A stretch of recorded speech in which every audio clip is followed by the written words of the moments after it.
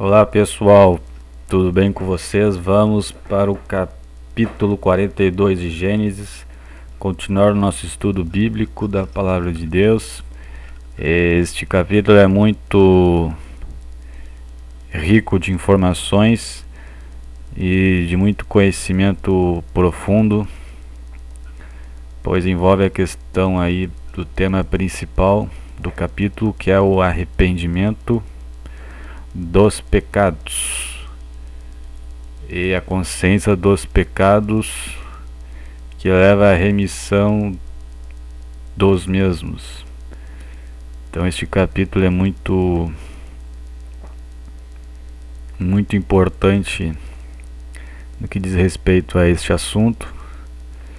Então vamos começar. Os irmãos de José que vão para o Egito. Vamos ler a Bíblia e fazer as considerações espirituais. Vocês podem ler a Bíblia em casa e ver o vídeo. Daí eu falo mais uma vez até para vocês poderem gravar as informações da leitura e meditar na palavra de Deus com os comentários que vai sendo dito aqui. Os irmãos de José vão ao Egito. Gênesis 42. Quando Jacó, Israel, soube que no Egito havia trigo, disse a seus filhos: por que vocês estão aí olhando um para os outros? Por que vocês estão aí parados sem fazer nada a respeito desta dificuldade? Disse ainda: ouvi dizer que há trigo no Egito. Desçam até lá e comprem trigo para nós, para que possamos continuar vivos e não morramos de fome. Assim 10 dos irmãos de José desceram ao Egito para comprar trigo.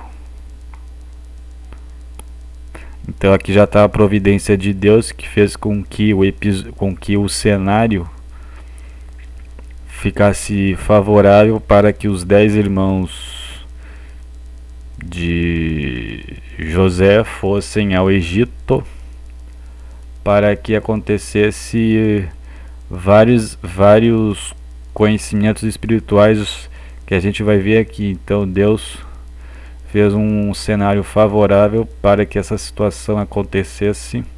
Eles se viram obrigados a descer no Egito, pois ali era o único lugar que tinha alimento para comer comida, senão eles iam morrer. E assim eles vão conhecer o seu pecado quando se lembrarem de José. Vocês vão ver isso agora. Jacó não deixou que Benjamim, irmão de José, fosse com eles, temendo que algum mal lhe acontecesse. Benjamim era o caçula, o mais novo, e Benjamim não era adulto. Os irmãos ali de Benjamim era tudo adulto, tudo homem adulto.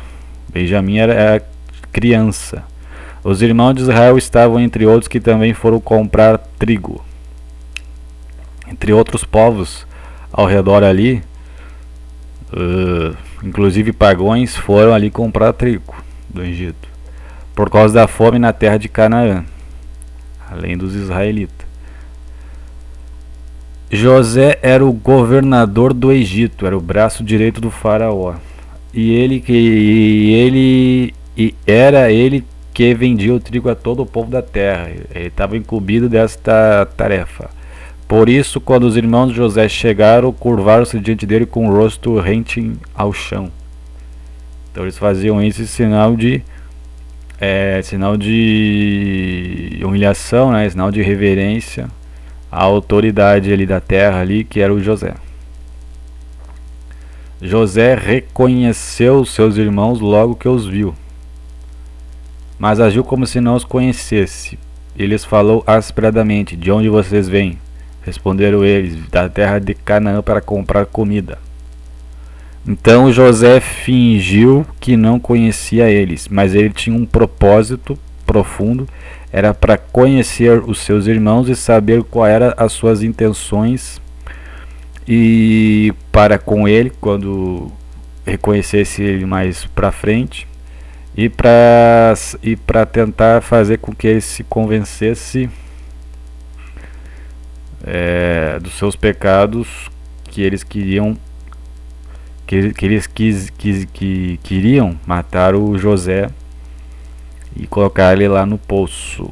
Então por isso que o José fingiu e queria fazer um plano, mas ele tinha um propósito para poder se aproximar dos irmãos. Então José era uma pessoa muito sábia, ele tinha muita sabedoria, por isso que ele agiu assim. Ele tinha um propósito para agir desse jeito. Ele era uma pessoa muito sábia. José reconheceu seus irmãos, mas eles não o reconheceram. Os irmãos deles não reconheceram José, porque José já estava com muita idade e estava com vestimentas egípcias. Não estava com vestimentas israelitas. Lembrou-se então dos sonhos que tivera a respeito deles e disse: vocês são espiões. Vieram para ver a nossa terra está desprotegida. Vieram ver onde a nossa terra está desprotegida. Então José se lembrou do sonho que ele teve, que era daquele episódio onde o José teve o sonho que os feixes se curvaram diante dele, né? Pelo que eu me lembro agora, os feixes, o sonho que ele teve que se curvaram diante dele. E isso aconteceu agora aqui, que eles se curvaram, e isso ele se lembrou do sonho que tivera. Eles responderam: não, meu senhor, teus servos vieram comprar comida. Todos nós somos filhos do mesmo pai. Teus servos são homens honestos. Eles se auto-intitulavam homens honestos e não espiões. Mais no sentido de não espião, mas não que fosse totalmente honesto. Mas José insistiu: não, vocês vieram ver a nossa terra e está desprotegida. A tradução aqui não está boa, né? Vocês vieram ver onde a nossa terra está desprotegida. E eles disseram: teus servos eram 12 irmãos, todos filhos do mesmo pai na terra de Canaã. O caçula está agora na casa com seu pai, e o outro já morreu. Mas eles sabiam que tinham vendido José, mas eles falaram que morreu. Mentiram. José tornou a afirmar: e como lhes falei, vocês são espiões. Então José estava empenhado no seu plano aqui para ver qual é que era dos seus irmãos ali, se eles estavam para produzir um arrependimento neles e se lembrarem do que ele fez para ele mesmo, né, o José. Ele estava dizendo que eles eram espiões.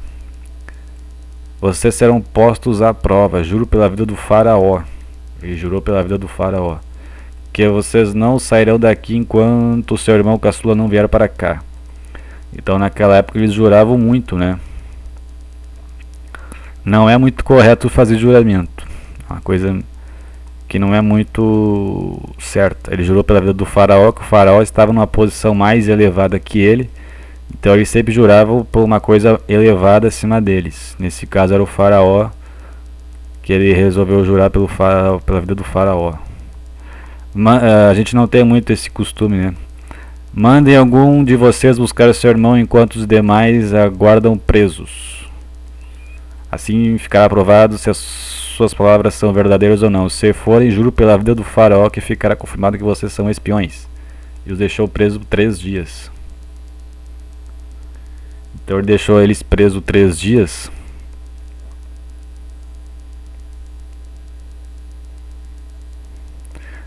Os irmãos lá ficaram presos 3 dias, porque ele queria se certificar de que eles iam buscar o irmão caçula para ver o que eles tinham dito era verdadeiro.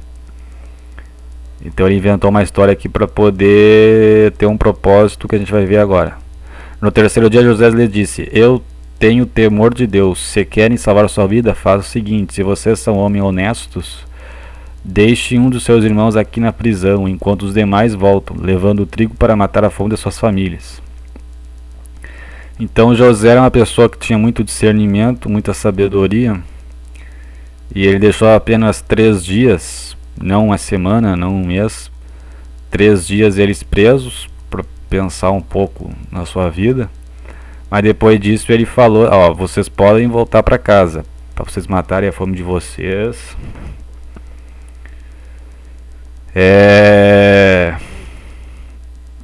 Mas deixa um dos seus irmãos aqui como se fosse uma garantia, vamos dizer assim, de que vocês vão voltar, né? Se vocês não, né?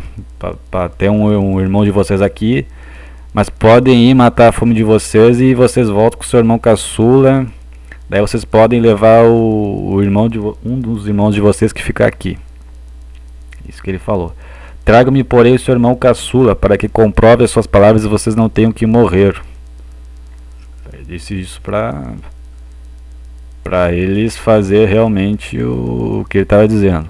Eles se prontificaram a fazer isso e disseram uns aos outros: certamente estamos sendo punidos pelo que fizemos a nosso irmão. Vimos como ele estava angustiado quando nos implorava por sua vida, mas não lhe demos ouvidos, por isso nos sobreveio essa angústia. Então os irmãos aqui se lembraram que tinham pecado, depois de não sei quantos anos, porque eles viram que estavam com certas dificuldades, e eles refletiram. Então eles não eram totalmente, como é que eu vou dizer? Eles não eram totalmente truculento.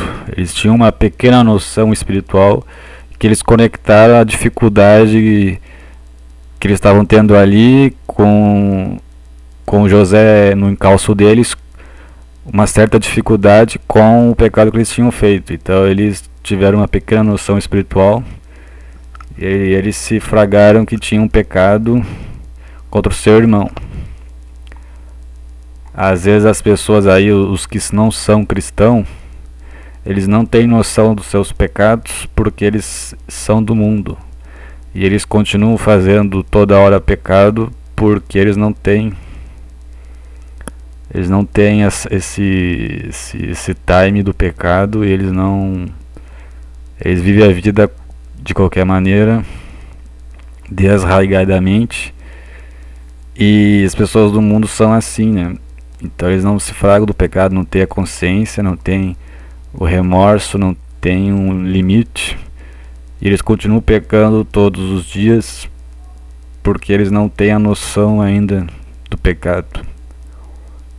Por isso, e para um não cristão, né? Se é um cristão, ele tem a noção e tem uma vida mais correta, humanamente possível falando, porque ele já tem uma certa noção do pecado. Então aí, quando os não cristãos, eles continuam na vida mundana, ou por ignorância, ou que eles já devem ter conhecido o evangelho, mas eles querem continuar na vida mundana porque eles não querem abandonar os prazeres deste mundo, em todos os aspectos da vida aí das pessoas. Mas os 10 irmãos de Israel tiveram essa noção espiritual de que eles tinham pecado. Se eles não tivessem essa noção, seriam totalmente mundanos, truculento. Mas eles não eram totalmente truculento. Reuben respondeu: eu não lhes disse que não maltratasse o menino, mas vocês não quiseram me ouvir. Agora teremos que prestar contas do seu sangue. Então o Reuben era o primogênito, o mais velho dos irmãos. E ele tinha defendido o seu irmão José dos seus outros irmãos, quando eles quiseram matar ele e jogaram num buraco. Então o Reuben tem um pequeno crédito aqui porque ele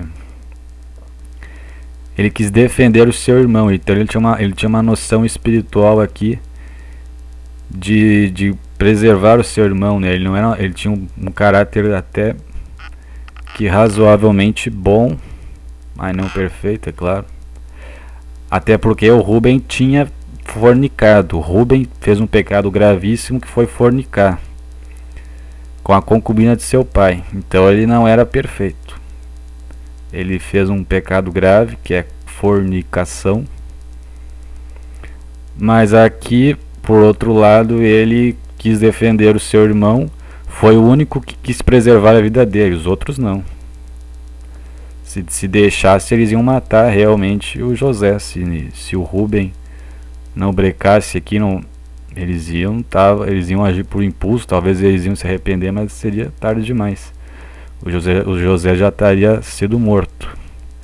Mas daí o Rubem argumentou ali com os irmãos dele para que não matasse ele. Daí eles pensaram um pouco mais e venderam para os ismaelitas.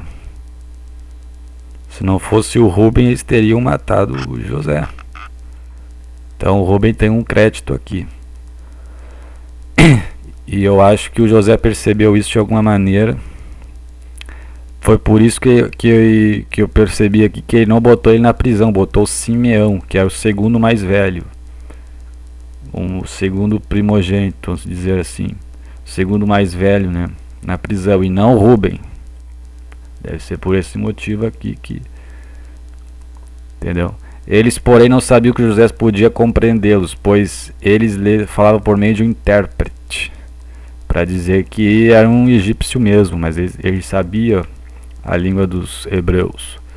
Nisso, José retirou-se e começou a chorar. Ficou muito emocionado José. É uma carga emocional muito forte, porque ele reviu seus irmãos e queria que eles se convertessem, né? Ele estava com uma ira zelosa. Ele estava agindo asperadamente, mas ele queria fazer com que os seus irmãos saíssem desse mau caminho, né? Ele queria se reconciliar com seus irmãos. E não uma ira destrutiva para destruir a pessoa, mas uma ira zelosa para com seus irmãos aqui. E começou a chorar, claro, é um ser humano, mas depois... Logo depois voltou e conversou de novo com eles, agora mais tranquilo. Depois que descarregou todas as suas emoções com choro, então escolheu Simeão e mandou-os acorrentá-los diante deles. Tá vendo? Ele não escolheu o Rubem, escolheu Simeão. Tá vendo? Não era o Rubem. Em seguida José deu ordem para que enchesse de trigo suas bagagens, devolvesse a prata de cada um deles, colocando-as nas bagagens, e lhes deram mantimentos para a viagem. Assim foi feito. Eles puseram a carga de trigo sobre seus jumentos e partiram. Os jumentos eram um animal muito usado na carga de transportes. No lugar onde pararam para pernoitar, um deles abriu a bagagem para pegar forragem para seu jumento e viu a prata na boca da bagagem. E disse a seu irmão: devolveram a minha prata, está aqui em minha bagagem. Tomados de pavor em seu coração e tremendo, disseram uns aos outros: que é isto que Deus fez conosco? Aí eles viram que a prata tinha sido devolvida. Daí eles viram que isso não ia dar certo, porque eles iam achar que eles tinham roubado a prata. Daí eles ficaram mais nervosos ainda.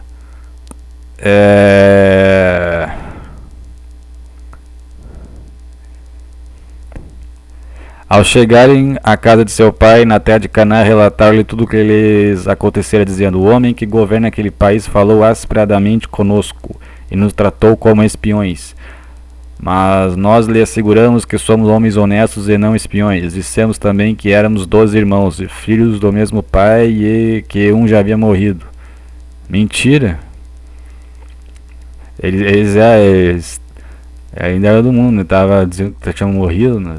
Eles tinham vendido o cara lá. E que o caçula estava com nosso pai em Canaã. Então o homem que governa aquele país nos disse: vejamos se vocês são honestos. Um dos seus irmãos ficará aqui comigo, os outros poderão voltar e levar mantimentos para matar a fome de suas famílias. Aqui José falando para eles. E os seus irmãos recapitulando para o Jacó.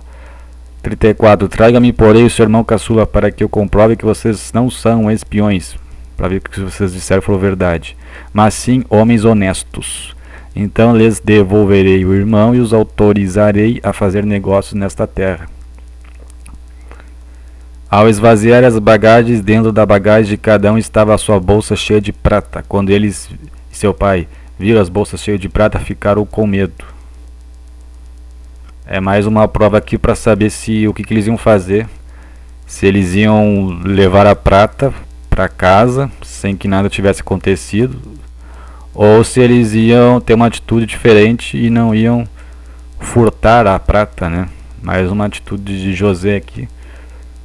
Usou mais um pouco da sua boa sabedoria para provar os seus irmãos aqui.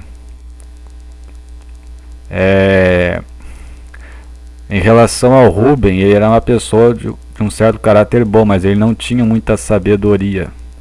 Vocês vão ver isso agora quando ele vai dizer alguma coisa aqui. E disse-lhe seu pai Jacó: vocês estão tirando meus filhos de mim. Já fiquei sem José, e agora sem Simeão, e ainda querem levar Benjamim. Tudo está contra mim.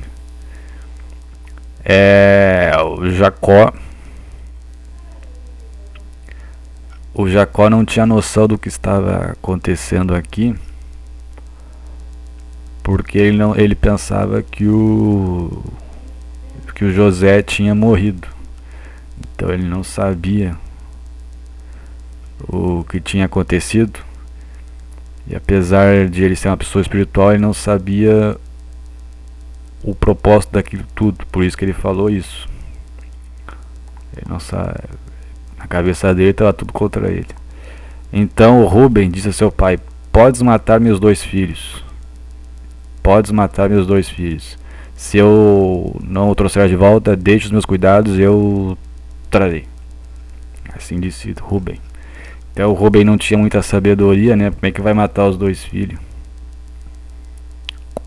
Ele quis mostrar tipo uma fidelidade aqui, mas deu uma bola fora aqui. Então tinha muita pouca sabedoria. Mas o pai respondeu: meu filho não descerá com você. Seu irmão está morto e ele é o único que resta. Se qualquer mal lhe acontecer na viagem que estão por fazer, vocês farão meus cabelos brancos descer a sepultura com tristeza. Então Jacó estava velho. Os filhos dele estavam dando preocupação para ele. Estava com fome. Na cabeça dele, um tinha morrido. Então, apesar de ele ter recebido uma bênção de Deus, naquele momento não parecia bênção, né? Então, para vocês verem que às vezes, com as dificuldades da vida, a pessoa às vezes acha que está tudo contra ela e que Deus não está cuidando dela, mas às vezes não é bem assim, né? Às vezes a pessoa acha que tá no mundo, Deus tá no mundo de qualquer maneira e que Deus não está cuidando da pessoa. Mas o Jacó não sabia o propósito disso tudo, por isso que ele estava se queixando e murmurando aqui. Estava tudo contra ele, mas ele não sabia o que estava acontecendo, né? Realmente há muitos episódios ruins contra ele. Então este é o capítulo 42 de Gênesis. No próximo vídeo, obviamente, a sequência, o 43.